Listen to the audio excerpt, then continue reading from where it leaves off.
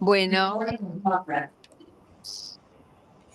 bueno, comienzo con unos avisos. El jueves 29 no nos reunimos porque vamos a hacer nuestra reunión el, el sábado 31 aquí en el colegio de 10 a 13 horas.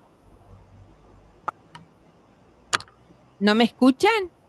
Sí, Sí, sí. perfecto. Perfecto, perfecto.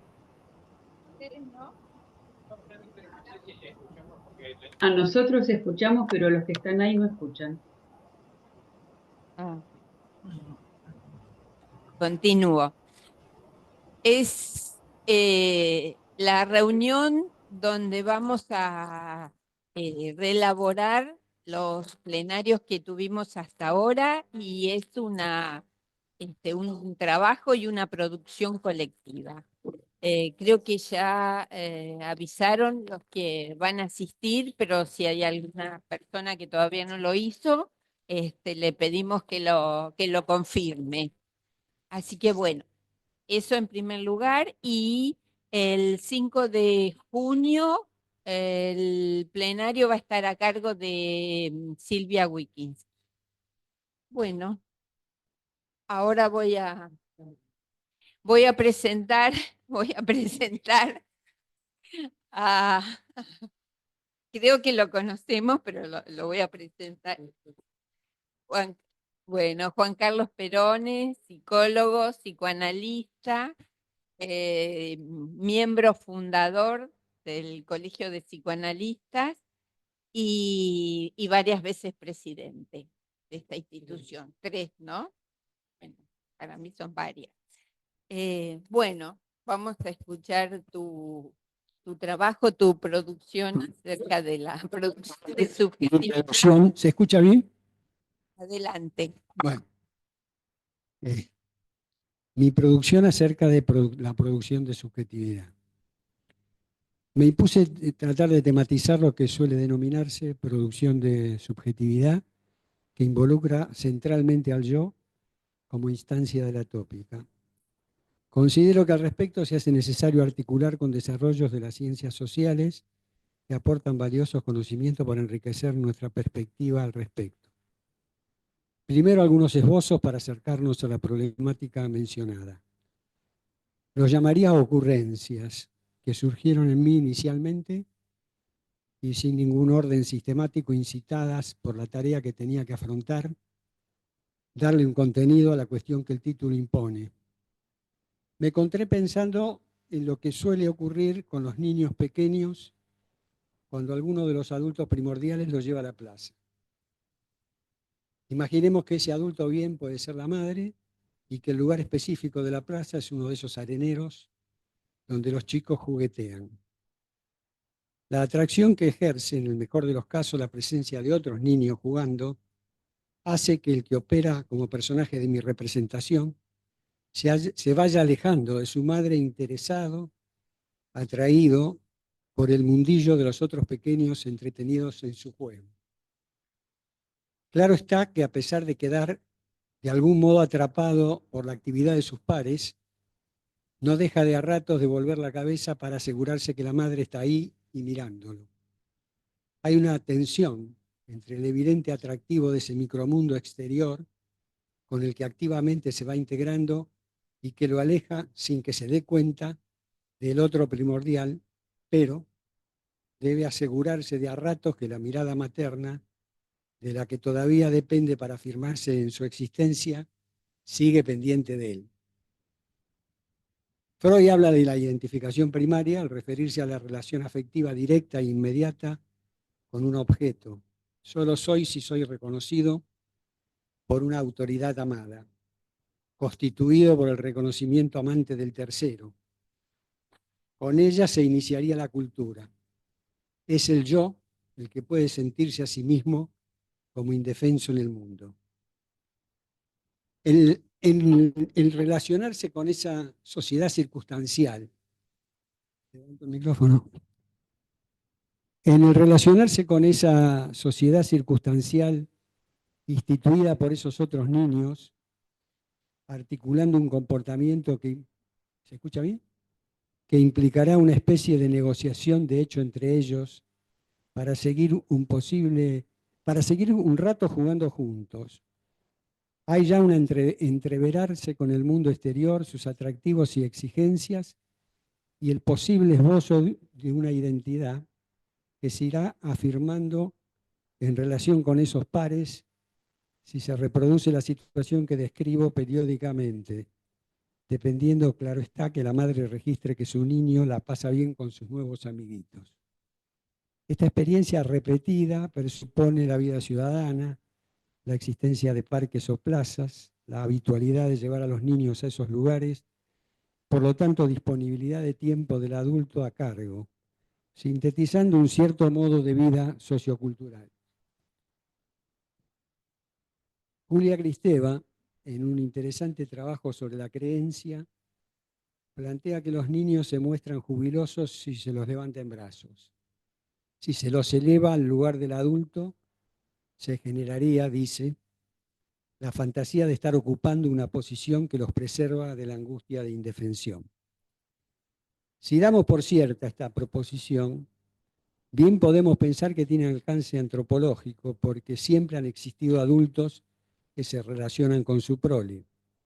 Por lo tanto, haciendo el camino inverso al que describí anteriormente, que iba de la relación con el otro primordial a esas maneras iniciales de socialización en la plaza, me encontré tentado de relacionar lo que plantea Kristeva con los modos en que se categorizan las clases sociales. Decir en el lugar justo.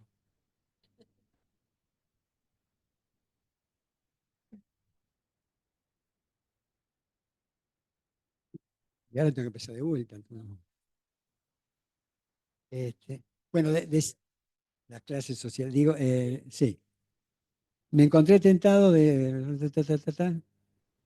relacionar lo que plantea Kristeva con los modos en que se categorizan las clases sociales. Doy por supuesto compartido que la sociedad contemporánea que habitamos, la institución social como un todo, en el decir de Castoriadis, se articula no sin conflicto en clases sociales, que tienen algunos rasgos semejantes y a la vez conflictivas diferencias entre sí. A la clase que concentra el poder económico financiero y que suele tener mayor influencia sobre la institucionalidad política y por tanto sobre las decisiones gubernamentales se la llama clase alta. A la población que sostiene en gran medida con su variada actividad el conjunto del sistema económico-social, clase baja. Entre ambas se sitúa a las clases medias. Creo que vale la pena preguntarse si esta modalidad de larga data y universalmente extendida de denominar a los sectores que articulan la vida social arraiga en última instancia en esa experiencia infantil de júbilo al ser elevado a la altura del adulto y que tendría por efecto conjurar la angustia de indefensión. Hay otras expresiones muy habituales que pueden estar vinculadas con esto. Fulano o fulana llegó muy alto, se comportó con altura, se salvó. Bueno, quiero explicar algunos párrafos de un notable texto de Silvia Bleisman del año 2005 que nos proporcionan un cúmulo de ideas para acercar lo que denominé la producción de subjetividad. Cito entonces a Silvia. El gran descubrimiento del psicoanálisis no es solo la existencia del inconsciente, sino también haber planteado por primera vez en la historia del pensamiento que es posible que exista un pensamiento sin sujeto y que ese pensamiento no está en el otro trascendental, también sujeto, ni en ningún lugar específicamente habitado por la conciencia o por la intencionalidad. El haber descubierto que existe un pensamiento que es pre y para subjetivo y del cual el sujeto debe apropiarse a lo largo de toda su vida. Agrego por mi parte que cualificado de esa manera que comparto, a esa zona del funcionamiento psíquico no se ajusta la noción de subjetividad. Retomo a Silvia. De esto se desprende que el objeto del psicoanálisis no es el objeto humano en general, sino el sujeto psíquico. en tanto sujeto de inconsciente afectado por el inconsciente. Realidad psíquica frente a la cual el yo se haya obligado a una tarea traductiva, teorizante, autosimbolizante. Es muy sugerente esto de plantear como traductiva la tarea por parte de Silvia, porque resuena sobre el horizonte de la traducción de una lengua por otra, que como sabemos no es sin pérdida. Plantea Silvia Bleim el estatuto metapsicológico del yo, como la instancia desde la que se construyen las creencias con las cuales el sujeto intenta aprender la realidad y generar nuevas realidades. El yo, en primer lugar, es una instancia efecto de un conjunto de enunciados identificatorios que una vez inscriptos articulan en el interior del aparato psíquico un conglomerado representacional que tiene existencia y no solamente, sino que también otorga sentido a la vida de aquel en el cual está instalado. Es una masa ideativo-ideológica portadora de significaciones sociales e históricas. Esto, digo, me parece especialmente importante en relación a la cuestión que hoy nos atañe. Y los enunciados que lo constituyen entraman la identidad misma y definen lo decible y lo no decible. El yo soy lleva siempre un suplemento argentino, bueno, malo, limpio, cariñoso, etc. Por otra parte, el yo mismo, en tanto masa representacional e ideológica, comporta en el registro identificatorio un conglomerado creencial, certeza de sí, existente, sexuado, ubicado en un linaje, etc. Concluye Silvia afirmando que la creencia, por consiguiente, implica un clivaje longitudinal del yo, deslindando un espacio de certeza y otro de negación. En cambio, la realidad del inconsciente opera como una realidad material que no tiene afirmaciones acerca de sí misma, no es reflexiva. De lo anterior se desprende que para que haya creencia tiene que haber yo, que no es solo la sede de la creencia, es el sistema de creencias mismo acerca del sujeto y de los vínculos de éste con el mundo. Y acá sigue algo muy importante que encaja muy bien con la temática que estamos tratando de encarar, donde Silvia dice, son los sistemas de creencia los que regulan los destinos de los deseos inconscientes, articulando del lado del yo los enunciados que posibilitan aquello que la sociedad considera sintónica consigo misma, las formas de la moral, las modalidades discursivas con las cuales se organiza la realidad, que no es solo articulada por el lenguaje, sino por las coagulaciones de sentido que cada sociedad instituye. Es precisamente el modo con el cual opera el centramiento que posibilita la defensa de los aspectos desintegrativos del inconsciente. En otro texto de Silvia, titulado La deconstrucción del acontecimiento, hay un apartado que se denomina de la intervención del azar. Espigo de ahí algo que quiero resaltar. La ilusión determinista protege en última instancia de la indefensión a la cual el azar nos condena. No todo lo que ocurre en la vida de un ser humano está determinado por el inconsciente. Nos interesa la comprensión de aquello que lo real produce en el psiquismo. Lo real no ingresa sino bajo ciertas líneas de fuerza que transforman lo exterior en materialidad psíquica, sea significándolo bajo las redes discursivas que la cultura impone, sea inscribiéndolo más allá de toda articulación posible, en un espacio que lo conservará en latencia o en caso de no articularse dejará al sujeto sometido a su insistencia. Quiero destacar de lo anterior la mención que Silvia hace de las redes discursivas que la cultura impone, para agregar que la cultura mencionada allí en términos generales se especifica de manera parcialmente diferente en los distintos estratos de la sociedad de que se trate. Y agregaría también lo que puede generar la dimensión instituyente de la vida social, resignificando lo ya establecido.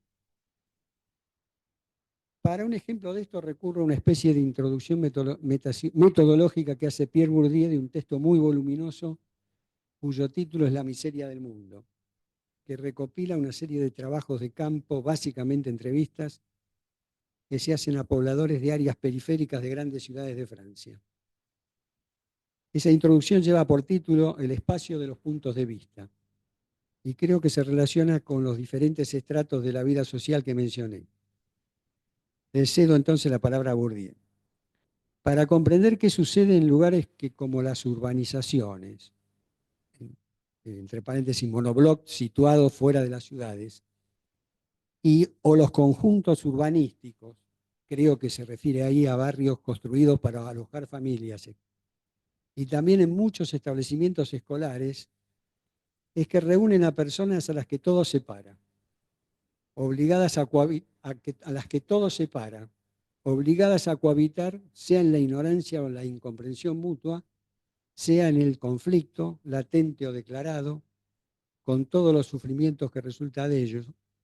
No basta con explicar cada uno de los puntos de vista que constituyen vistas desde diferentes puntos, captados por separado. También hay que confrontarlos, como ocurre en la realidad. No para relativizarlos, dejando actuar hasta el infinito el juego de las imágenes cruzadas, sino, muy por el contrario, para poner de manifiesto, por el mero efecto de la justaposición, lo que resulta del enfrentamiento de visiones del mundo diferentes o antagónicas. Es decir, en ciertos casos, lo trágico que nace de la contraposición sin posibilidad de concesión ni compromiso de puntos de vista incompatibles, por estar igualmente fundados como razón social. Se trata de poner en evidencia que los llamados lugares difíciles, como son hoy la urbanización y la escuela, son antes que nada difíciles de describir y pensar, y que las imágenes simplistas y unilaterales, especialmente las vehiculizadas por la prensa, deben ser reemplazadas por una representación compleja y múltiple, fundada en la expresión de las mismas realidades en discursos diferentes, a veces inconciliables, y a la manera de novelistas como Faulkner, Joyce o Virginia Woolf, abandonar el punto de vista único, central, dominante, en síntesis casi divino, en el que se sitúa gustoso el observador y también su lector, al menos mientras no sea involucrado, en beneficio de la pluralidad de puntos de vista coexistentes y a veces directamente rivales. También podría evocarse el modelo de Don Quijote, dice Bourdieu, cuando da nombres diferentes a los mismos personajes o cuando actuando sobre los niveles del lenguaje intenta restituir la multivalencia que tienen las palabras para diferentes personas. Y al mismo tiempo la pluralidad de perspectivas que hacen la complejidad y ambigüedad de la existencia humana. Esta perspectiva no tiene nada de un relativismo subjetivista que conduzca a una forma de cinismo o de nihilismo. Se funda en la realidad misma del mundo social y contribuye a explicar una gran parte de lo que sucede en ese mundo y en particular muchos de los sufrimientos originados en la colisión de intereses, disposiciones y estilos de vida diferentes que favorece la cohabitación, especialmente en el lugar de residencia o trabajo de personas que difieren en todas esas relaciones. Es dentro de cada uno de los grupos permanentes, vecinos de barrio o edificio, compañeros de oficina, etcétera, horizonte vivido de todas las experiencias donde se perciben y viven, con todos los errores del efecto de pantalla, las oposiciones, sobre todo en materia de estilo de vida, que separan a clases, etnias y generaciones diferentes. No hay experiencia de la posición ocupada en el universo social que no esté determinada o dentro de esos microcosmos sociales, como oficina, taller, pequeña empresa, vecindario, familia extensa, etc. Esa miseria de posición, entre comillas, referida al punto de vista de quien la experimenta al encerrarse en los límites del microcosmo, está destinada a parecer, como suele decirse, como completamente relativa, esto es completamente irreal, si al asumir el punto de vista del macrocosmos se lo compara con la gran miseria de condición. No tenés de qué quejarte, sabés que hay quienes están mucho peor, etc. Empero, instituir la gran miseria como miseria exclusiva de todas las demás Significa prohibirse percibir y comprender toda una parte de los sufrimientos de un orden social. Y no sería una representación justa de un mundo como el cosmos social si no se hiciera lugar en el espacio de los puntos de vista a esas categorías muy especialmente expuestas a la pequeña miseria, que son las profesiones, cuya misión es ocuparse de la gran miseria o hablar de ella, con todas las distorsiones ligadas a la particularidad de su punto de vista. Agrego algo que entra en la cuestión que me propuse pensar con ustedes. Azarosamente me encontré viendo una larga entrevista que un joven periodista le hacía a Eugenio Zaffaroni. En algún momento el diálogo desembocó en esa tan especial institución de castigo y marginación de la vida social, delito mediante, que es la cárcel. Aun cuando sabemos que los usos que se le den dependen en buena medida del poder político vigente. Es también una institución que modela subjetividades. Para ejemplificarlo, Zaffaroni apelaba al siguiente ejemplo.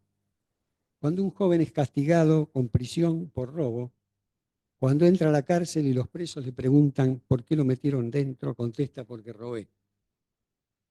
Cuando sale ya cumplida la pena y le preguntan por qué lo encarcelaron, contesta por chorro. Por tanto, esa institución es coaguladora de identidad y por ende debemos considerarla como productora de subjetividad. Bueno, van algunas notas tomadas del capítulo 5 de Violencia Simbólica y Luchas Políticas del libro de Bourdieu que se titula Meditaciones Pascalianas. Pascalianas, de Pascal, del que él retoma algunas cosas. Bueno, la adquisición de lo que denomino, dice, el hábitus primario. El hábitus primario es el espacio donde se nace, donde uno se cría.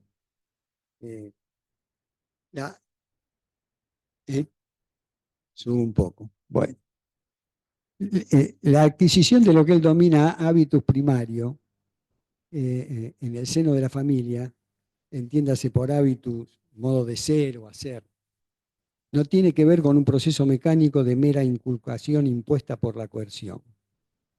Lo mismo sucede con la adquisición de las disposiciones específicas exigidas por un campo de la vida social que se lleva a cabo en la relación entre las disposiciones primarias y las imposiciones de la estructura del campo. Damos por caso el campo psicoanalítico, por ejemplo, o el científico o cualquier otro. La labor de socialización específica tiende a favorecer la transformación de la libido original, constituida en el campo doméstico, en alguna de las formas de la libido específica para lo que saca provecho, en particular, de la transferencia de esa libido a unos agentes institucionales que pertenecen al campo en el cual se ingresa. Los recién llegados aportan al campo disposiciones constituidas con anterioridad en el seno de su grupo familiar, socialmente situado y que, por lo tanto, ya están más o menos ajustadas, en particular debido a la autoselección experimentada como, entre comillas, vocación, o a la herencia profesional. La herencia profesional alude a esa familia de médicos o de abogados, a las exigencias expresas o tácitas de aquel, el campo de que se trate, sus presiones y solicitaciones. Los ingresantes son más o menos sensibles a los signos de reconocimiento y consagración que implican una contrapartida de reconocimiento al orden que los otorga. Solo mediante una serie de transacciones imperceptibles, compromisos semiconscientes y operaciones psíquicas, proyección, identificación, transferencia, sublimación, etc., estimuladas y sostenidas, canalizadas e incluso organizadas socialmente, estas disposiciones se transforman poco a poco en disposiciones específicas, al cabo de innumerables ajustes infinitesimales necesarios para estar, entre comillas, para estar a la altura o por lo contrario bajar el listón. Van parejas con las desviaciones infinitesimales o bruscas, incluso traumáticas, que constituye una trayectoria social. En este proceso de transmutación, los ritos de institución, y muy especialmente los que provee la institución escolar, cumplen un papel determinante al propiciar la inversión inicial en el juego. También podría decirse a este respecto que los agentes sacan partido de las posibilidades que ofrece un campo para expresar o saciar sus pulsiones, sus deseos o incluso su neurosis, o que los campos utilizan los impulsos de los agentes para obligarlos a someterse o a sublimarlos a fin de plegarse a sus estructuras, así como a los fines que les son inmanentes. De hecho, ambos efectos se observan en cada caso en proporciones desiguales, sin duda según los campos y los agentes. Desde esta perspectiva podría describirse cada forma singular de hábitus, que es modo de habitar esos lugares, hábitus específicos, de artista, escritor o científico, por ejemplo, como una formación de compromiso, en el sentido de Freud. El proceso de transformación por el que alguien se convierte en minero, campesino, músico, profesor, empresario, es largo, continuo e imperceptible. Se inicia desde la infancia, a veces, incluso antes del nacimiento, las dinastías, y se desarrolla las más de las veces sin crisis y conflicto. Nunca resulta posible determinar si es el agente el que escoge la institución o viceversa. Por ejemplo, si el buen alumno escoge la escuela o si ésta lo escoge a él, porque todo en su comportamiento dócil revela que él la escoge. La forma original de la ilusión, de la inversión, digamos, que es la inversión en el espacio doméstico, sede de un complejo proceso de socialización de lo sexual y sexualización de lo social. Y la sociología y el psicoanálisis deberían aunar sus esfuerzos, aunque para ello deberían superar sus prevenciones mutuas, a fin de analizar la génesis de la inversión en un campo de relaciones sociales, constituido así en objeto de interés y preocupación, en el que el niño se encuentra cada vez más implicado y que constituye el paradigma, así como al principio, el de la inversión en el juego social, al que había aludido al comienzo. ¿Cómo se efectúa el paso que describe Freud de una organización narcisista del individuo en que el niño se toma a sí mismo o a su cuerpo como objeto de deseo, a otro estado en que se oriente hacia otra persona y entra de este modo en el mundo de las relaciones de objeto en forma de un microcosmos original y se convierte en uno de los protagonistas del drama que se representa en él? La labor pedagógica en su forma elemental se basa en uno de los motores que figurarán en el origen de todas las inversiones ulteriores, la búsqueda de reconocimiento.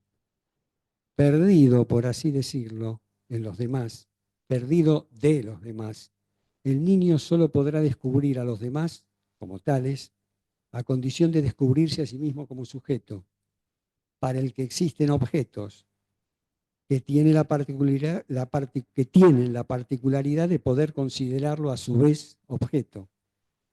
De hecho, está continuamente abocado a adoptar acerca de sí mismo el punto de vista de los demás, a adoptar el punto de vista de los otros para descubrir y evaluar de antemano cómo lo van a considerar y definir. Su ser es un ser percibido, un ser condenado a ser definido en su verdad por la percepción de los demás. Bueno, el ejemplo de Robé, entonces chorro, ¿no? El capital simbólico proporciona formas de dominación que implican la dependencia respecto a aquellos que le permiten dominar. En efecto, solo existe por medio de la estima, el reconocimiento, la fe, el crédito y la confianza de los demás. Y solo puede perpetuarse mientras logre mantener la fe en su existencia. El niño incorpora lo social en forma de afecto, pero con un contenido de color y calificación social, ya que sin duda las órdenes, las prescripciones o las condenas parentales están particularmente indicadas para ejercer un efecto Edipo.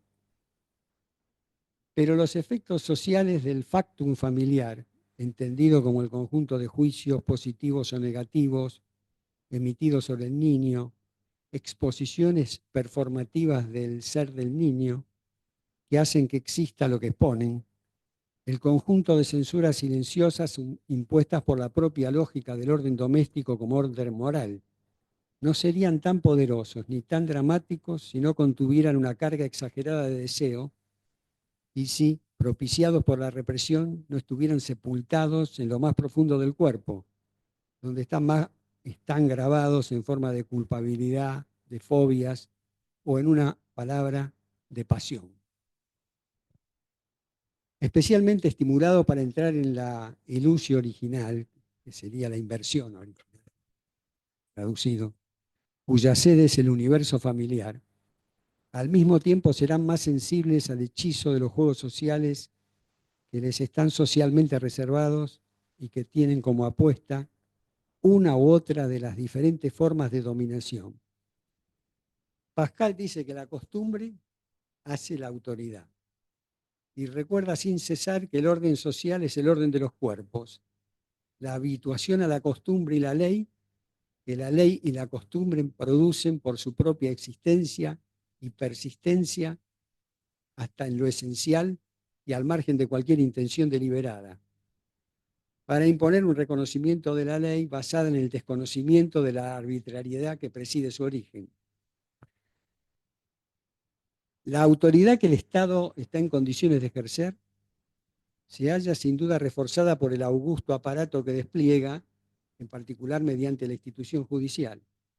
Pero la obediencia que obtiene se debe en una parte esencial a las disposiciones que inculca por medio del orden propio que establece, esencialmente la institución escolar. De modo que los problemas más fundamentales de la filosofía política solo pueden plantearse y resolverse realmente volviendo a las observaciones triviales de la sociología del aprendizaje y la educación. La fuerza simbólica, como la de un discurso performativo y en particular una orden, es una forma de poder que se ejerce directamente sobre los cuerpos y de un modo que parece mágico al margen de cualquier coerción física. Pero la magia solo funciona si se apoya en disposiciones previamente constituidas. El hábitus, traducido sería el modo de ser y hacer, es fruto de la incorporación de una estructura social en forma de una disposición casi natural, a menudo con todas las apariencias de lo innato. Es el lugar donde la violencia simbólica se ejerce. Es el fundamento de una forma particular de eficacia simbólica, la influencia.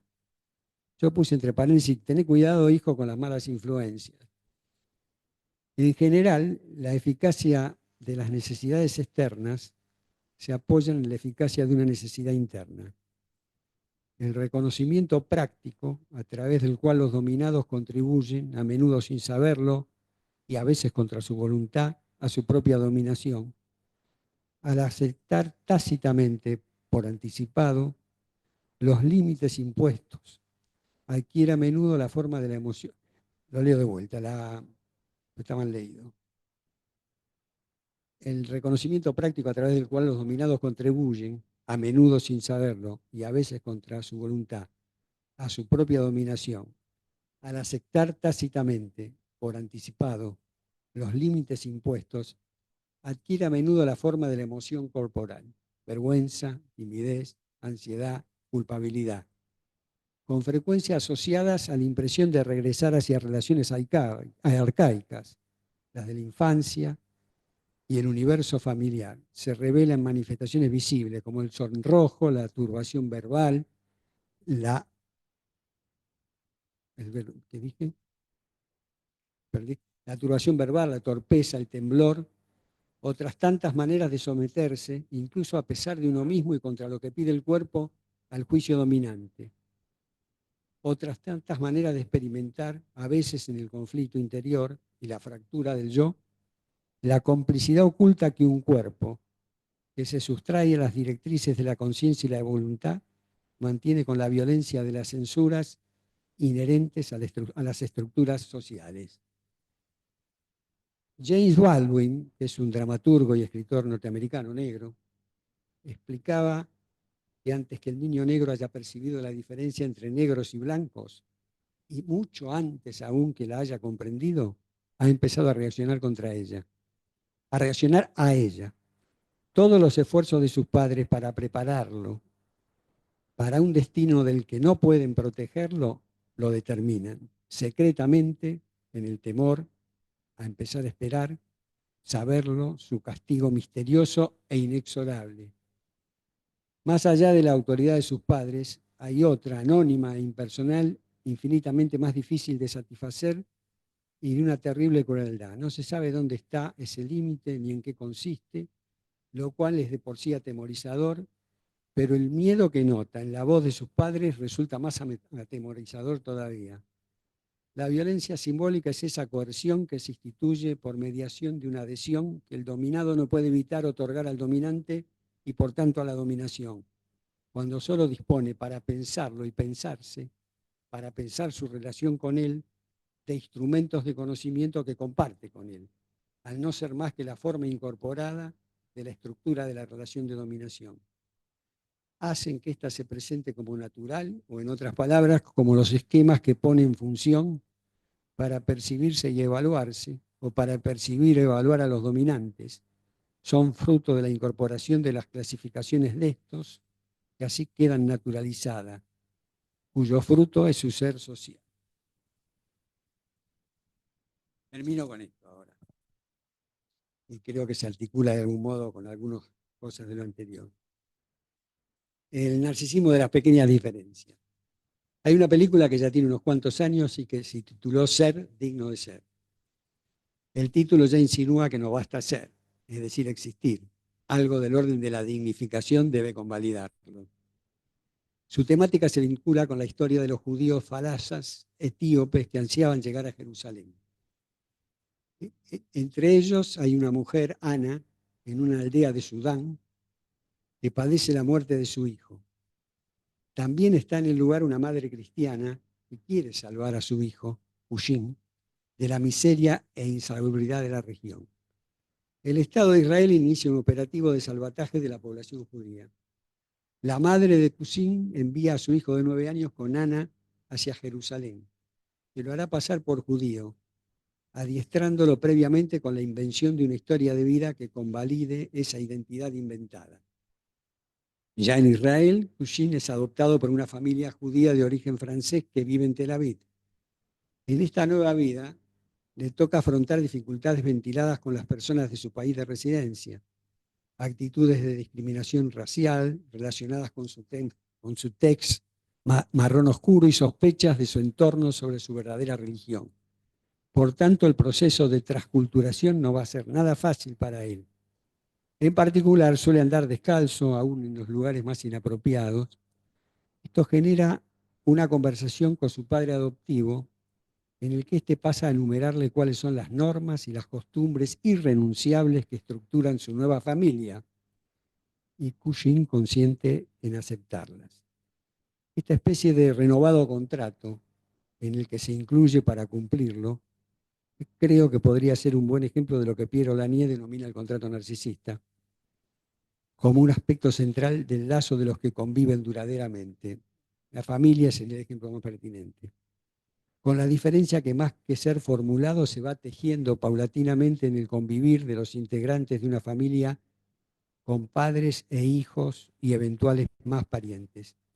Bueno, para completar sucintamente el relato de este personaje, de la mencionada película, este Hushin logró finalmente el apoyo de un rabino con el que se sincera, y esto le permitirá mantener correspondencia con su madre que sigue en África.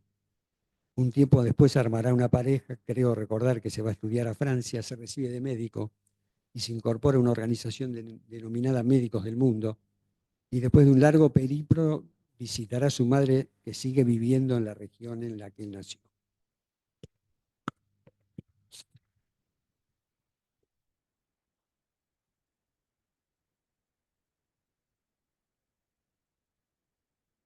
Bueno, muchas gracias por el exhaustivo trabajo y las articulaciones.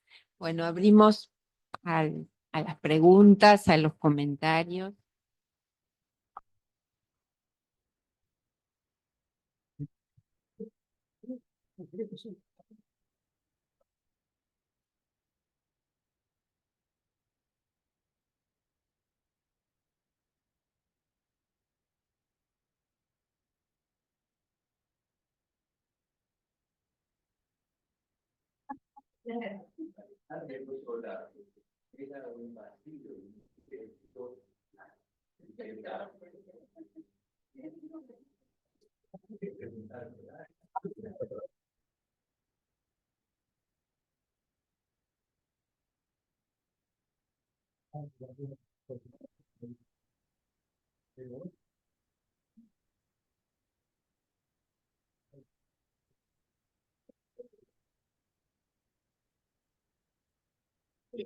No, no veo, pero no.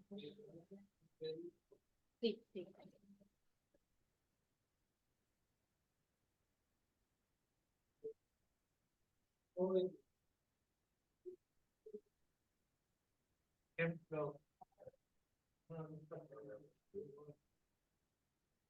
Ahora me impactó el ejemplo que trajiste del escritor. Primero yo digo, ¿por qué tenías que aclarar que era un escritor negro? Pero seguiste hablando y se entendió por qué aludiste. Y me parece que en ese ejemplo está la idea muy clara, la idea que querés traer de la producción de subjetividad, donde no intervienen solamente los progenitores, sino creo que diste a entender que el escritor decía que ya al nacer este chico nace de que tiene que hacer un trabajo X, lleva a ser un trabajo extra plus, eh, para incorporar esta idea de advenir con un color que en la sociedad americana me parece que se las iba a tener que rebuscar bastante. Y me parece que ahí está la idea que vos querés traer, ¿no? La producción de subjetividad. Eh, no sé si tengo una pregunta, pero simplemente que me gustó mucho, me parece que ahí está lo que vos querés traer, pero dale.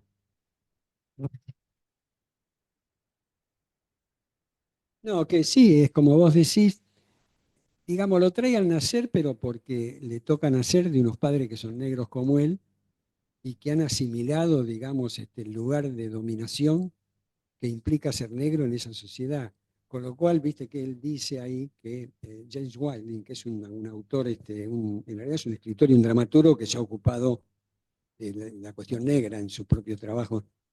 Lo que dice ahí es que él percibe en el temor de los padres cuando le hablan del mundo social, lo que implica estar en ese mundo siendo negro, con lo cual ya esto tiene que ver con lo que Bourdieu decía, que la violencia simbólica para tener eficacia tiene que estar también precedida por algo en el propio sujeto que le permita, digamos, ser capturado por el proceso de dominación. Y este chico ya en su propia casa, de modo no claramente consciente por parte de los padres, le armaron la perspectiva de un destino que él no puede controlar, porque está impuesto en este caso, por la segregación social que hay en el país y en relación con los negros. Entonces ya el temor están los mismos que lo quieren proteger y que se traslada a él. A esto llama Bourdieu la estructura de la relación que es incorporada como tal.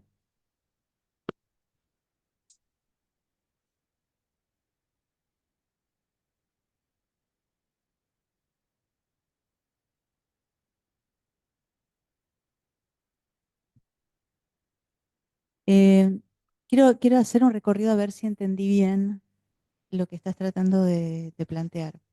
En principio, el concepto de producción de subjetividad, tal como lo plantea Silvia, está diferenciado de constitución del psiquismo, es decir, que ya hablaría de un contexto que trasciende la cuestión familiar. O sea, como es un concepto que está ya asentado, dando por sentado, que tiene que ver con lo que Piera llamaría contrato narcisista o lo que Bourdieu podría llamar también los efectos de violencia simbólica, etcétera. Entonces, ¿qué es lo que ¿qué es lo que por ahí plantearías en plus, ¿no? En relación a eso, a ver si lo entendí bien.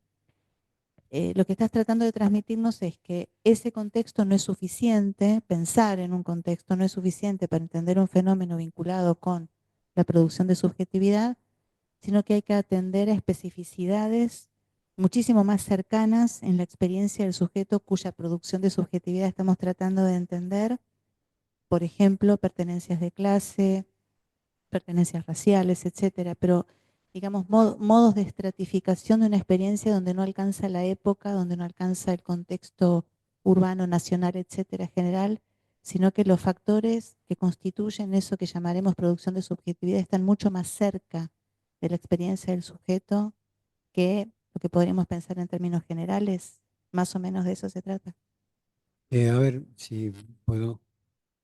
Primero, si entendí tu pregunta, dice, a mí me parece que el contexto familiar es sin duda que es importante, él lo señala, pero lo que creo que él dice también es que el contexto familiar, en sus características estructurales, las que fueren, no puede despegarse del todo de la misma sociedad en la que se arman ese tipo de familias.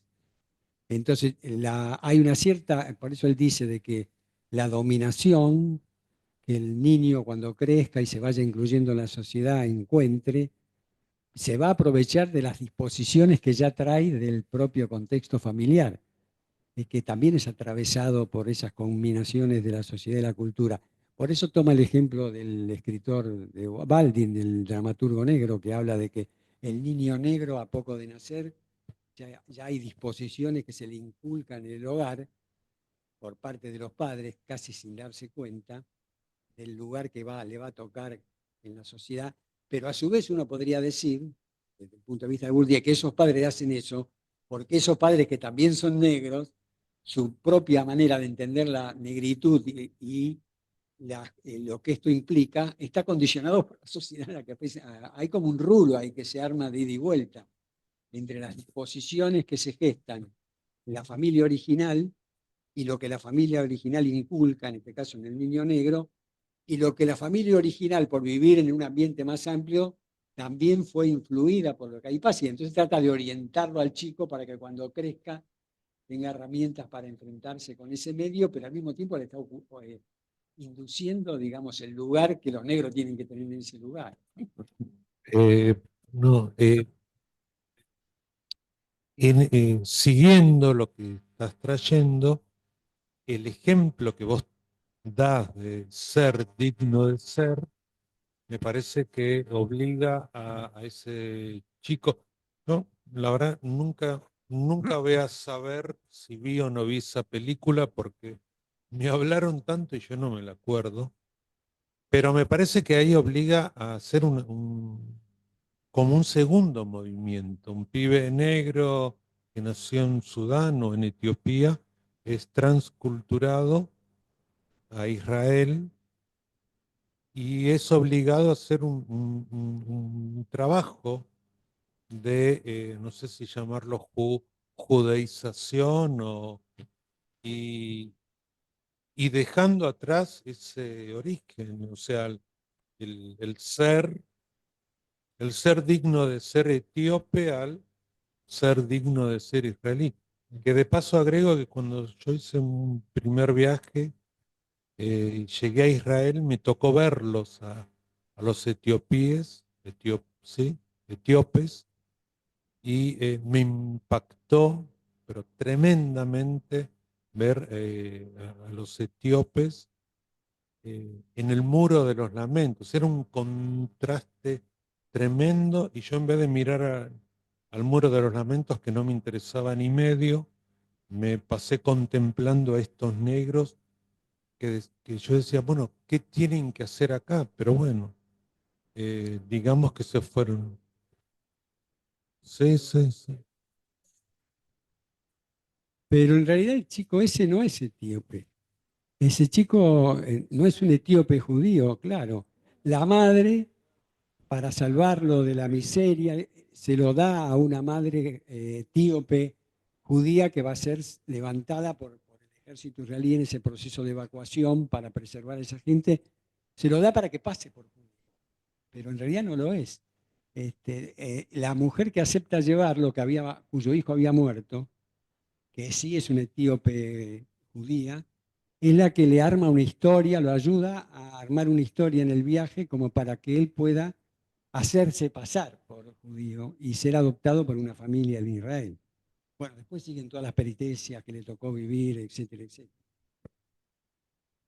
En todo caso, lo que ilustra, yo lo cité porque eso ilustra, digamos, una cosa, ese chico ya tenía un montón de disposiciones que adquirió en el medio donde nació.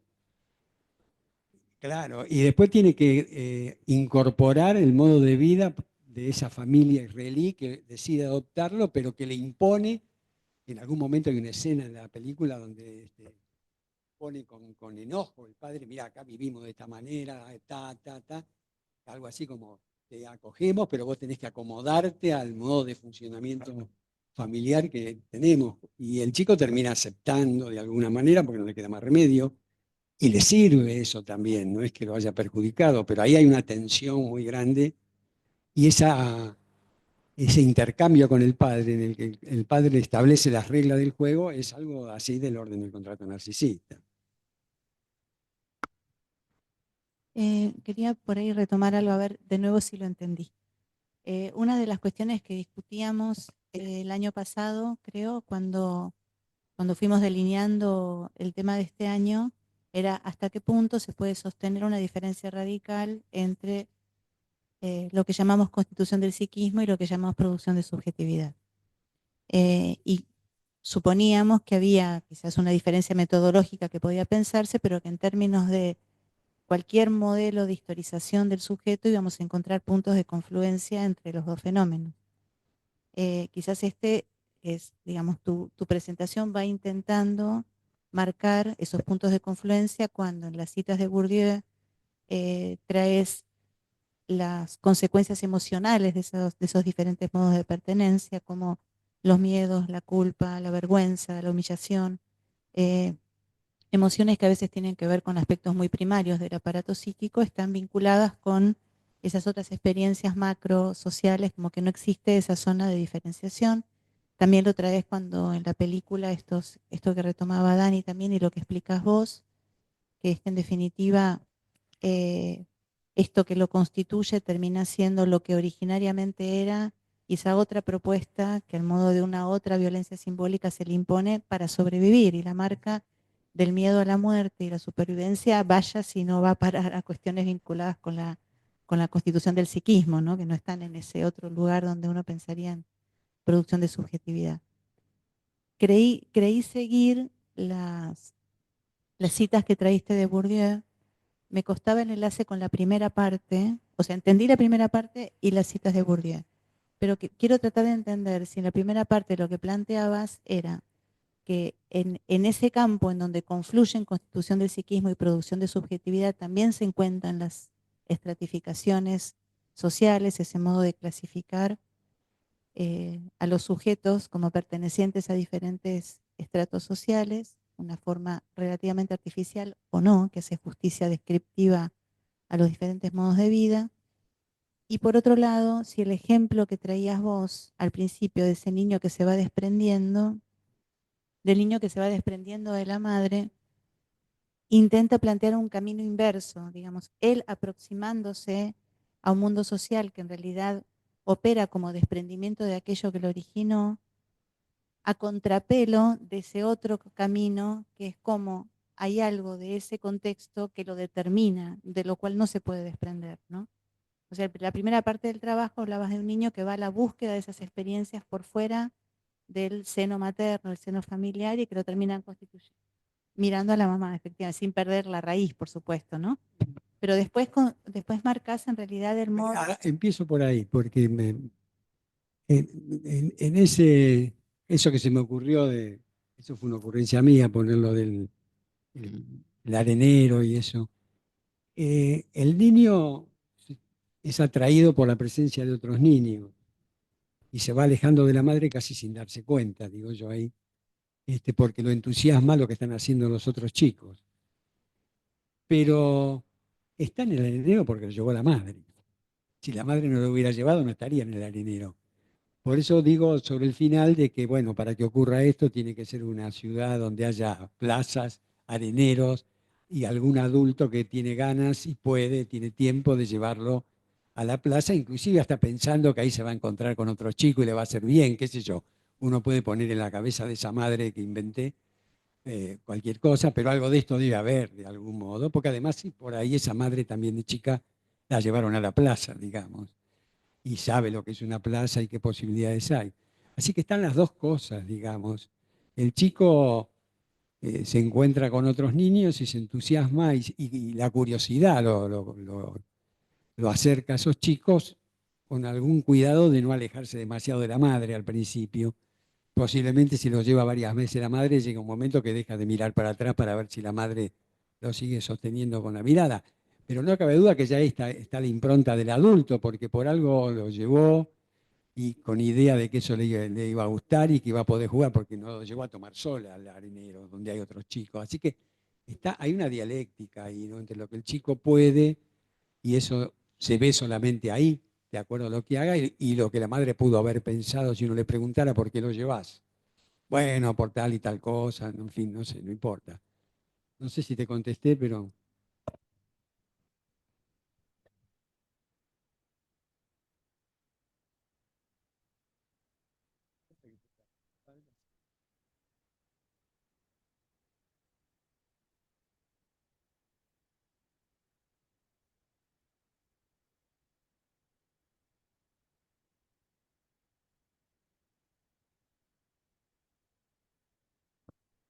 Pero primero está Oscar y después Liliana.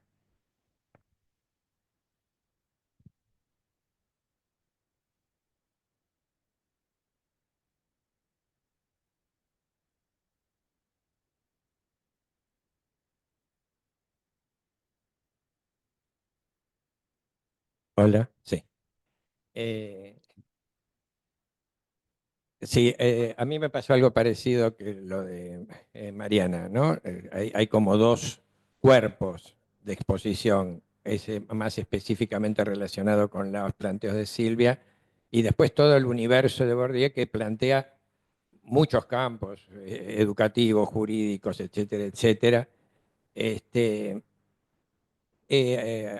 Me pareció, que sí, que cuando vos recién planteabas el diálogo inevitable entre construcción de psiquismo y producción de subjetividad, yo creo que entendí que vos estabas tratando de poner en acto algo de eso, digamos, algo de esa experiencia inevitable, donde ponerlos como dos territorios totalmente separados, este, no es admisible teóricamente ni experiencialmente, porque pensaba, cuando diste los ejemplos del diálogo de Zaffaroni, ¿no? Sale chorro. Nosotros con Adriana en el colegio, antes de la pandemia, supervisamos un grupo muy grande, personas que trabajaban con chicos en momentos de excarcelación.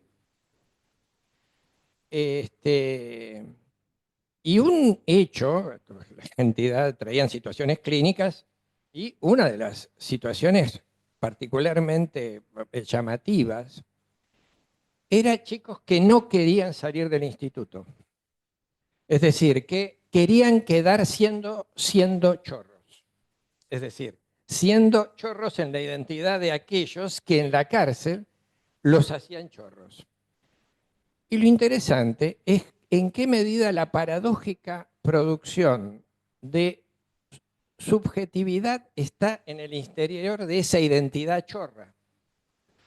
Porque hay algo del amor, paradójico amor, de continencia, que hace que efectivamente hay alguien que los reconoce como tal, los estima como tal, les da un lugar, con lo cual sí, por eso. Sí. con el que a lo mejor nunca estuvo nosotros donde sentirse ubicado y colocado.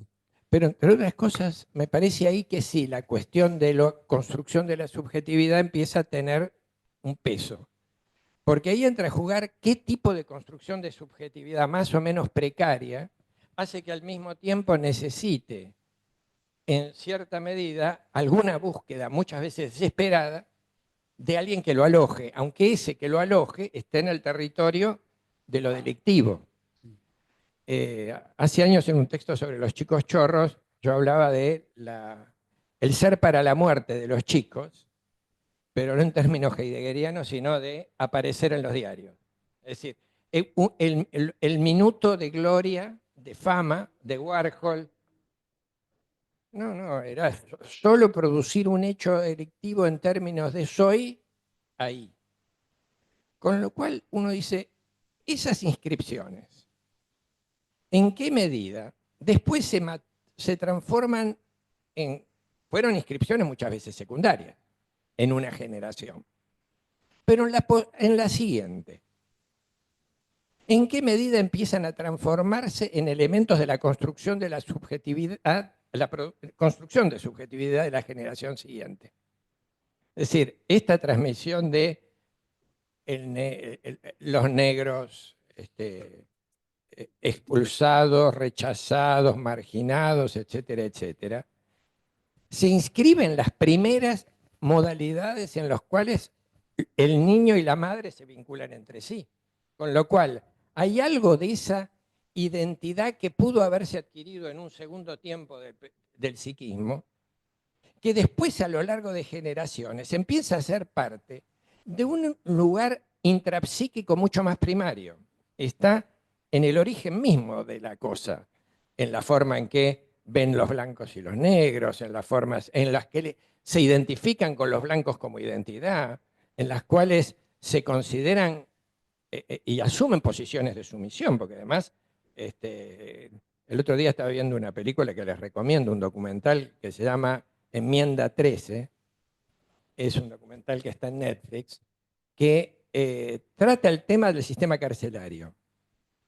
Y una de las preguntas que se hace más fuerte la periodista en un momento es ¿qué hace que los propios negros acepten como lógica la política represiva en el interior del sistema negro? Y creo que algo tiene que ver con esto. Formas de inscripción en las cuales hay estructuras de desamparo originarias que mantienen un estado de desamparo permanente, porque además el desamparo es permanente. No solo es permanente porque son seres marginados, porque los humanos estamos siempre en un estado de precariedad. La indefensión es parte de nosotros a lo largo de la vida por distintos lugares. Es una cosa y la marginación es otra. No, pero la marginación es ancla en un espacio de indefensión extremo. Es decir, el que se entra en un territorio en el cual necesita vincularse, hacerse, construirse. Con lo cual me parece que el diálogo también tiene que ver con perspectivas en tiempo, ¿no? Tal vez, ¿no? Eso que decimos, pues, hablaste de una cuestión que todo el tiempo me hacía pensar en la cuestión de la identidad, ¿no? ¿Qué tipo de identidad y cómo se construye una identidad? Y cómo esas identidades pueden ser móviles hasta cierto punto. Es decir, ¿cuáles son los niveles de fijeza? Que es toda una cuestión, ¿no? Porque si no, podría ser, ¿todo es posible de modificarse? Bueno, ni todo es posible, porque sería una cosa, ni hay que pensar en una fijeza absoluta, porque nadie comanda al azar. Viste que hay un párrafo que empieza diciendo, Silvia creo que dice, que no hay que descontar el azar, y el azar tiene que ver con encuentros que nadie controla, pero que pueden tener una incidencia en la persona concreta muy específica, así que eso de antemano, pero desde el punto de vista de un análisis más global, era lo que aparece acá mencionado con más fuerza, que es las características del mundo negro en Estados Unidos. Es cierto de que hay una transmisión en el propio hogar parental, digamos, de los temores, aún sin proponérselo, de lo que implica ser negro en la sociedad americana. Y eso condiciona funcionamiento psíquico y social del niño negro que tiene que ser a la afuera. Esto es lo que lo digo con mis palabras, pero es lo que está planteado ahí. Ahora, también tenés negros que juegan en la NBA y ganan 4 millones de dólares por año. Y que los blancos los miramos por televisión encantados. Pero bueno, ya eso es un fenómeno de otra índole que habría que pensar. De otra índole o de la misma índole en términos de dónde se localizaron. Sería el ejemplo inverso de soy chorro, soy del NBA. Son lugares No, diferentes, bueno, muy antagónicos en el plano social, pero el orden del modo de producción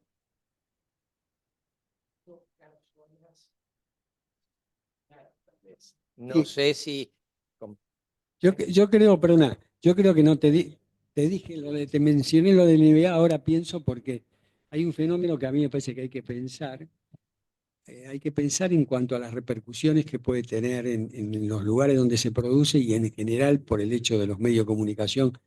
Si vos mirás como a todo lo que nos gusta del fútbol, si mirás la Premier League, cada vez son más llenos de negro todos los equipos europeos, los alemanes que son todos rubios, y esto debe estar generando algo en la propia sociedad blanca europea, porque como además los deportistas de fútbol son muy admirados, yo no sé qué efectos tienen, ni sé si alguien se está ocupando de pensarlo, pero los jugadores más destacados de las selecciones y de los equipos son la mayoría negros, que tiene que ver con la gran migración de negros que ha habido en todos estos últimos años que vienen de la África. Bueno, ahí hay un fenómeno social muy concreto, pero no sé qué pasa con eso, pero Le damos la palabra a Liliana y María Isabel Bergán. Sí, sí, ahora. Sí, yo voy a traer algunos ejemplitos que tienen que ver con esto de producción de subjetividad, que en realidad desde el llano, ¿no? Este, trabajando con chicos de una villa, donde trabajé varios años, en un encuentro con los chicos chiquitos, en un momento, solo trabajábamos con adolescentes, pero empezaron a venir nenes más chiquitos, nenes de 8, 7, 6 años.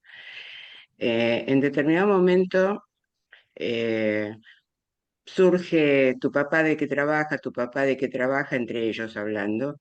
Entonces yo tomé la iniciativa de preguntarles, ¿y ellos qué querían hacer después? Porque hablaban, mi papá es verdulero, mi papá vende fruta, mi papá, y uno dice, yo quiero hablar, yo quiero decir, el pibito tenía 5 años, dice, yo quiero ser como mi papá. ¿Y qué trabajaba tu papá? ¿O qué trabaja? Mi papá es chorro, entonces yo quiero ser chorrito. Eh, Porque soy chiquito, voy a ser chorrito. Entonces otro le contesta, no, lo mejor es ser limpiavidrios, porque mi papá es limpiavidrios y yo quiero ser limpiavidrios. Bueno, así siguió hasta que una nenita, también de 8 años, 7, dice, ay, yo vi el otro día unas nenas bailando por televisión. Vos no me podés, me dice a mí, no me podés traer unas zapatillas para que yo aprenda a bailar. Yo le llevé las zapatillas. Eh, Estaba fascinada, vino la mamá a hablar conmigo, lo charlaron después en el colegio con las maestras. Y yo me pregunto, en realidad, ¿no? ¿La producción de subjetividad es inamovible? Un poco por lo que estaban planteando recién, ¿no? A mí no me parece que sea inamovible. Por más que la cultura lo disponga de esa manera, por más que la moral religiosa imponga de esa manera. Lo que contaban Dani contaba del Muro de los Lamentos, ¿no? Es decir, cómo de repente la espera hubiese sido, según lo que vos contás, Dani, que sean todos rubios llorando sobre el muro. y te encontraste con Etíope llorando sobre el muro. Qué raro, ¿no? Si nosotros también no estamos inmersos de esa cultura, y en nuestro trabajo cotidiano, porque además la mayoría de nosotros actualmente trabajamos eh, con otro tipo de clases sociales, nos resulta difícil trabajar esto. A mí me parece muy interesante que lo hayas traído, Juan Carlos, porque en realidad uno empieza a pensar, por lo menos yo, ¿cómo es esto de producir subjetividad? ¿Qué hacemos nosotros? Yo me lo pregunto siempre esto, ¿no? Bueno, esto nomás. Lili, dos cositas te quiero. ¿Se escucha bien? Primero que me parece que cuando vos estabas, porque vos no vivís ahí, si vos estabas trabajando con esos chicos y además le compraste unas zapatillas para bailar, vos pudiste escuchar algo que la nena esa en cuestión decía y le compraste algo que a lo mejor los padres no le pueden comprar o a lo mejor son padres que no la escuchan porque están, vaya a saber en qué No le situación. escuchan. ¿Eh? Y la madre después Sí, te fue a ver, fue como, supongo sí, que en un sí, gesto de cierto agradecimiento, digamos, porque vos tuviste sí, la. sí, Bueno, entonces ahí hay una intervención de otro orden que vos hiciste que puede tener repercusiones en la subjetividad de esa niña y de la familia inclusive, ¿no? No sabemos, ujú, habría que seguir la historia de esa familia a sí, partir del regalo de las zapatillas. La otra cuestión tiene que ver con el tema de los chorros que dijiste. Yo hace muchos años, no, bueno, no tanto, pero unos cuantos, la mujer de un amigo que trabaja en la justicia, justamente había surgido, no me acuerdo por qué, en una conversación así, ocasión, donde nadie estaba. Y ella me hablaba del tema de los chorros juveniles que le toca a ella por estar trabajando en el área judicial, en un juzgado. Y ella ya me decía en aquel momento, no es psicóloga, ni psicoanalista, ni socióloga, trabaja ahí, es una empleada administrativa, pero tiene que lo que pasa es que hay un problema, una cuestión con la identidad. Hay un punto en que ellos se definen como chorros, no solamente porque afanan, sino porque junto con otros integran grupos de chorros y entonces eso los sostiene de alguna manera y los saca de la indefensión y el absoluto anonimato claro, en el que quedan sí, en sí, el medio de. Bueno, entonces juega un papel, no digo que sea el mejor ni el más deseable, pero hay algo de eso. sí, sí. Em, Antes de darle la palabra a María Isabel, Leandro, ¿vos también? No. Marina Rizzani dice, en relación a lo que trae Oscar de la búsqueda de aparecer o ser visto, recuerdo para quienes la vieron la película Siete Cajas. Es una película paraguaya. Sí. Y eh, igual quedó algo, me parece que quedó algo pendiente que de Liliana, que es acerca de la permanencia y de la subjetividad. Pero de la permanencia acerca de la subjetividad, pero podés juntarlo con otra. ¿Qué quiere decir la pregunta? Bueno, pero bueno, A ver, sí, por las dudas, yo no creo de que haya necesariamente una fijeza absoluta. Claro, pero lo que pasa es que, bueno, aumentará la dinámica, digamos, identitaria en la medida también en que se vayan generando posibilidades que acerquen ese posible a ese universo. Si no, es difícil, pero no imposible. Este, si de repente un chico de esos que está jugando en el partido de fútbol en la villa, pasa por ahí uno de estos tipos que venden jugadores de fútbol y lo lleva y lo hace probar en la primera, en las inferiores de River, ya ahí el hecho de que vaya y se conecte con otra gente y después tenga que, bueno, todo lo que ingresa en otro medio social con otras exigencias que además le promete mucho. Ahí está el azar de la vida también y el aprovechamiento del mismo. Eso ya habría que seguir cada historia individual. María Isabel, te escuchamos, desmuteate. Bueno, hola.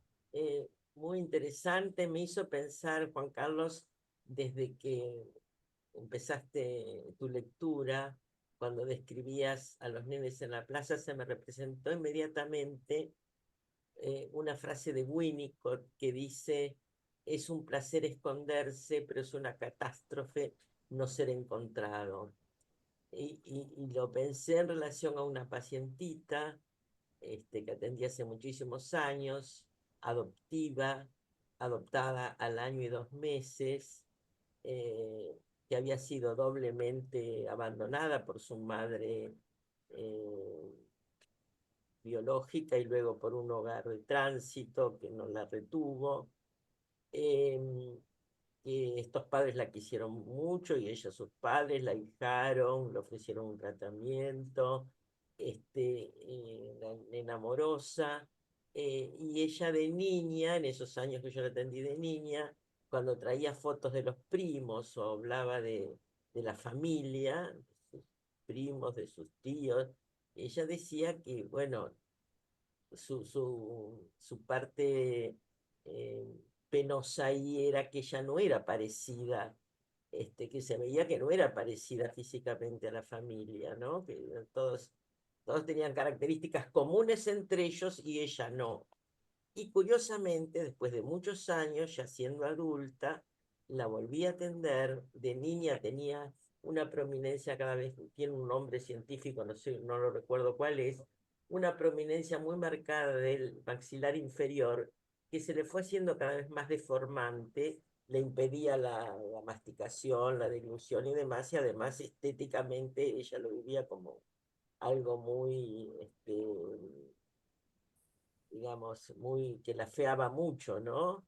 Y entonces, bueno, además tenía que hacerse una cirugía con una preparación de muchísimo tiempo, porque tenía que esperar a que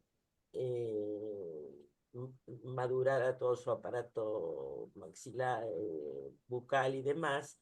Y lo notable fue, y ella misma se asombró, que cuando estaba próxima a la cirugía y le iban a extirpar eso que a ella le molestaba tanto, que sentía que la miraban, no tenía novio porque ella era desagradable a la vista de los demás y demás, entró a angustiarse porque pensó que en esa pera, así como ella le decía, tan prominente, estaba el rasgo de sus padres, o de su madre o de su padre, y que ella sacándose eso, cortándose eso, perdía esa marca de un origen que nunca tuvo la posibilidad de averiguar, nunca quiso, lo dejaba abierto, pero la angustia estaba no solo frente a la inminencia de la operación, sino de que iba a desprenderse de eso que la unía, que sabía que inevitablemente venía de sus padres de sangre. Eso, ¿no? Como la impronta de lo que, digamos, de su origen, de lo que la trasciende en la vida real y actual, que para ella es buena, tiene esa connotación, ¿no? Bueno, eso. Así que el caso que trajiste también me hizo pensar en esta chiquita, que ahora ya no es chiquita. Bueno, gracias.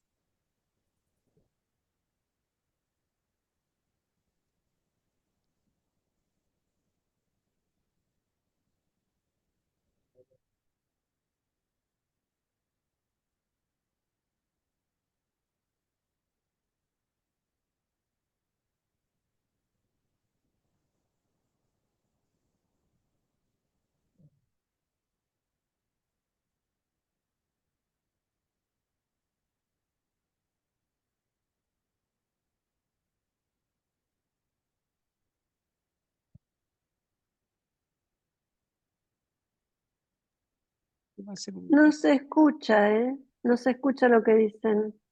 No, no, bueno, no dije nada, Marina, todavía. Ah, no, parecía que estaban hablando. No, no, no. Quieren que hable, pero yo no sé qué decir. Este, no, no sé. Si hay preguntas, me animo a decir algo, qué sé yo. Si no, no sé más qué agregar.